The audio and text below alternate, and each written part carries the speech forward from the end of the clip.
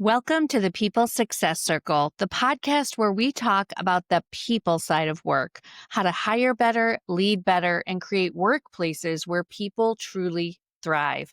I'm your host, Mindy East, and today we're going to talk about a sacred cow in the corporate world, and that is the annual performance review. I'm just going to say it. I firmly believe the annual review is dead. It's not serving our employees. It's not serving our leaders and managers, and it's not serving employee engagement. And today I'm going to tell you why and what we should be doing about it instead. Let me start with this. I've been in human resources for over 28 years. I've worked for large corporations. I've worked for global nonprofits. And I've been an HR consultant the last 4.5 years for mid and small size companies. I've seen it all in a variety of size companies in a variety of industries. And here is the truth. Not once, not one time has someone come to me and said, Mindy, I just love my annual performance review. Not once, because it is usually not the highlight of someone's year. It's not for the employee and certainly not for the leaders and the managers who have to write them. To be honest, very rarely do I get buy-in from a department who's actually excited to write their annual reviews. If you're listening to this, you're probably nodding and saying, yeah, it's burdensome, it's tiring, it's kind of frustrating because it takes a lot of time and you're not even really sure what to say because annual reviews are just too spaced out. And we're going to talk about that today, kind of the reasons why and where we need to make some changes. I want to tell you a personal story of when I realized that the annual review was dead. I had used it for decades in my earlier career at big companies. And honestly, I didn't really notice that they weren't working then. But as technology came into the picture and as the workplace was so much faster, and then as we added in remote work and hybrid work, I started seeing that these annual reviews were just not timely, to be honest. The HR department usually is the team that orchestrates the reviews, comes up with the deadlines, the training, the form, all those things. So as I was leading my last HR department prior to starting my own company, I was reading these annual reviews and starting to ask people, like, when did this happen? This situation you want to talk about in the annual review. And oftentimes it was way too far in the past to bring up. And so then we'd start having these conversations about when should you have brought that up? And so many times leaders felt ill-equipped to address things without a formal process. And so, of course, there's things we can do to institute feedback throughout the year, but they actually weren't in place. So without them being in place and without HR putting structure around that, we had so many people waiting till the annual review. And unfortunately, as an HR leader, I'm not going to let you deliver a review that has information that should have been addressed a long time ago. I'm also not going to let you give a review that doesn't actually speak to the work that people do on a daily basis. So many times those goals were set one full year ago, and they're not really relevant to where they are now. So again, it makes it just really hard to write a good document that actually encompasses what the employee does and how they do it. And after I had these conversations over and over again about the quality of the reviews that were being written, it hit me. We are putting an incredible amount of pressure on a single conversation that happens once a year in a world that changes weekly. So let's break this down because the reasons are clear and honestly, they're kind of hard to argue with. The first reason is because the annual performance review is simply too far apart to matter. Work changes every week, priorities shift every single month, and teams restructure, goals pivot, and business needs evolve. A conversation had one time a year simply isn't enough to keep up with the pace of reality in today's business world. It's actually like trying to steer a ship, but only touching the steering wheel every 12 months. The next reason is because goals are simply outdated. Raise your hand if you've ever set goals in January and by April, half of them were irrelevant. It happens all the time. By the time the next annual review rolls around, the goals we're reviewing often have nothing to do with what the employee actually spent their year doing. The next reason, let's be honest, human memory is flawed. Managers don't remember the entire year. They remember maybe the last 30 to 60 days, which means that the annual review becomes a what have you done for me lately conversation, whether we mean for it to or not. Next, employees often feel blindsided. I've had many employees come to me after they receive their review and say, this was a surprise. I didn't even know this was coming. And you know that this is true. People walk into an annual review hopeful, and they often walk out confused and, even frustrated. Why is this the case? Because we didn't talk to them all year about the things that we suddenly bring up in this one meeting. And last, annual reviews really do not change behavior. And the whole reason that we give people performance feedback is to change behavior, whether it's to course correct or to encourage someone to do more of what they're doing really well. And we know, though, that feedback only works when it's timely and it's specific. Waiting 12 months to tell someone that they need to change something, that is simply a recipe for performance issues, resentment, and disengagement. Now, before we toss out the entire system, let's get grounded in what the review is supposed to do. The purpose of the performance review is not to fill out a form. It's not to simply check a box and do a task because you were told to do it. And it's certainly not just about HR compliance. I know, as being an HR leader, that the last thing we want is for you to only do it because we told you you had to do it. We want you to have these performance conversations because you believe that they are the things that move the needle for your team. So what is the purpose of a review? It's to keep employees engaged. People want to know how they're doing and where they stand. Next, reviews are meant to support career growth. What does an employee want in the next 6 months, the next year? What skills do they need to develop? We know that employee development is one of the main retention strategies, and these conversations help facilitate that. Next, it's to course correct early. This is so important. If something is off track, you catch it early if you don't wait an entire year. And you catch it before it becomes a major issue. Next is to improve your management. As a leader, this is a fantastic time to get feedback on how you lead and what you could do better. Yes, performance reviews are a feedback loop for leaders too. Employees should be able to share what support they need, what's working, and what isn't. And lastly, the purpose of a performance review is to align work with business goals. Regular conversations keep the employees pointed in the right direction, and that is the heart of the whole process. And it's actually why Gallup research matters so much here. Gallup has found that the single biggest predictor of employee engagement is the relationship between an employee and their manager. And that relationship is strengthened through ongoing, meaningful conversations, not annual events. As a Gallup certified strength coach, I'm really in touch with the research that they've done. And one of my favorite Gallup findings is this: employees who receive weekly meaningful feedback are 3 times more likely to be engaged in their job. Weekly, not yearly.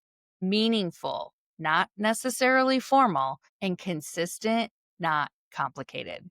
So if the performance review is dead, what do we do instead? Let's get into the solution. Here are 3 layers of a modern performance management system that I recommend to my HR consulting clients. I'm seeing it work across industries, across company size. This is what I recommend. Layer number 1, quarterly performance check-ins. Quarterly is the sweet spot. It's close enough to stay relevant, but spaced out enough to still be meaningful. Quarterly check-in should cover current goals, wins, strengths, challenges, coaching and support, career aspirations and development opportunities, and also what's coming next, what they can expect in the next quarter. It's a time to align. Quarterly reviews work because they eliminate surprises, they build trust, they create accountability, and they ensure that goals are aligned with the current reality. Modern business moves fast, and quarterly reviews keep your people moving with it. So let's look at layer 2, which are semi-annual reviews. This is just an optional mid-step. Some organizations aren't ready to jump from annual to quarterly, and that's actually fine. I want you to do what works for your company. Twice a year is still powerful, and it's a reasonable middle ground. It still provides structure, clarity, and consistency without the overwhelm. So if that's where your company would like to move to, that's okay too. And then last, that layer is quarterly or biweekly one-on-ones. This is really where the magic happens. These are the game changer. And a one-on-one is not just stopping by someone's office and saying, "You good? I'm good. Everything good? We're on the right track," and keep moving. That's not what it is. It's actually a formal touch base with an agenda so that you can both have a conversation exchange for what they're working on, how they're doing, how it aligns with your goals, etc. This is actually where the magic happens. If I could only recommend one thing to a leader, it's this, because consistent one-on-ones change everything. Now, I'm going to share tips about effective one-on-ones here, but I also want to tell you that back in June, if you go back in the history of this podcast, you'll see on June 3rd, I did an entire episode on effective one-on-ones. That is actually how important I believe that they are. And so if you want full details, listen to that episode. But for now, let me just tell you a couple things about what makes one-on-ones so effective. If they are done consistently, if they're scheduled and they're not canceled and not rescheduled, they can be such a great time for your employee to feel valued and engaged. One-on-ones should be employee-led. They should have a simple agenda. The agenda should be documented, and the notes and the action items should be documented. These one-on-ones focus both on the person and the work. They're a great time to do a well-being check to find out how your employee is doing. And last, it ends with clear steps. Now, I can tell you that one-on-ones have become even more important with remote work and hybrid work, and they have to be protected. They're a structured time on the calendar. I can't recommend enough that you implement effective one-on-ones with your team. Oftentimes when I do this training about one-on-ones, people will say, "I do them, but now that I heard your training, I feel like there's some room for improvement." So again, go back to that podcast episode. One-on-ones allow you to catch issues early. They allow you to hear about well-being, like I said, goals, aspirations, and really just help you remove any roadblocks that would keep your team from progressing forward. And last but not least, they help build genuine trust, which increases employee engagement.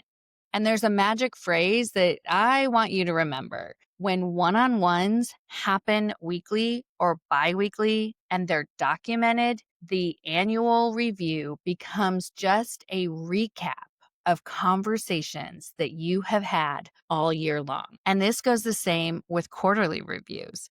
If you take notes and you have documentation and you have alignment, then it just makes that annual review so much more successful. You may be listening to this and thinking, Mindy, I don't have control over whether my company does annual reviews or not. I just have to do what they tell me to do. And if that's the case, I still have some advice for you, because even if this is the process that your company puts in place, I can't imagine that your boss or the HR department would ever fault you for communicating feedback more frequently than just the annual. So let's talk about how you can do that, even if you're stuck with the annual review at your organization. So here is your strategy. Keep doing the annual review because you must. If it's part of your company's culture and their requirements, you still need to do them. But you can add in quarterly reviews anyway.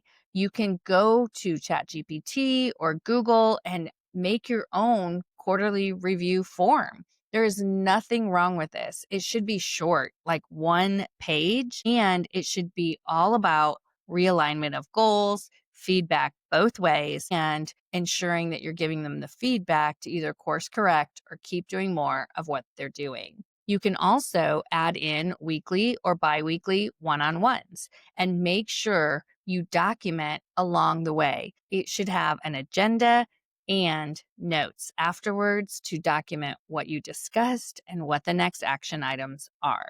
It allows you to coach people throughout the year anyway, even if you have this end result of an annual written review. Then the annual review becomes just a formality. It's a recap of conversations that you've had and documented all year long. And these conversations have helped increase employee engagement, build connection, and alignment. The real work, the meaningful work, is happening continuously. And that is actually what improves performance and employee engagement. Let's circle back to Gallup for a second, because the research is actually undeniable. Regular, meaningful conversations equals higher engagement, better retention, better results, and stronger teams. And why is this the case? Because people feel seen, they feel supported, they feel connected, challenged, and respected. And that leads to the big truth. People don't need a perfect manager, they need a present manager. That is what employees are looking for. I know this process works because I've seen it firsthand. In one of the companies that I consult, when I started working with them, they did an annual performance review on a pretty archaic form, and they really didn't have anything formal in between. So in this situation, we implemented quarterly reviews, we implemented effective one-on-ones, and for new hires, we implemented 30, 60, 90-day check-ins. This change at this company has significantly reduced their turnover and increased employee engagement. It's just part of the system now. It's just what they do. And so these regular performance conversations are leading to better business results. Employees are more engaged, and the company is continuing to thrive and scale because that alignment is there and people feel valued.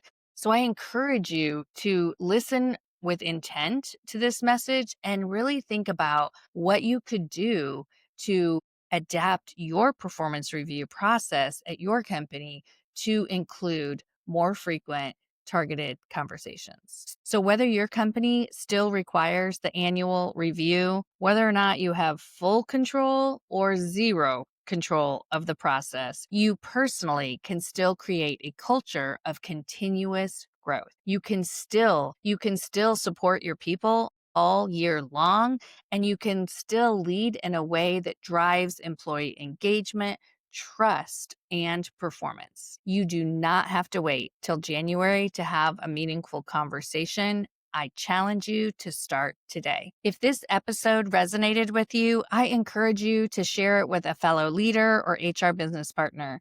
And if your organization wants help building a modern performance review system, reach out to me. I am happy to help you, and my team at Lime Rock Consulting will work with you to create something special and specific for your company. So if you enjoyed this episode, please subscribe, leave a comment, and leave a 5-star review. Those reviews really help people be able to find my podcast, which in turn helps create healthy workplaces all over. Thank you for listening, and I will see you next week on the People Success Circle.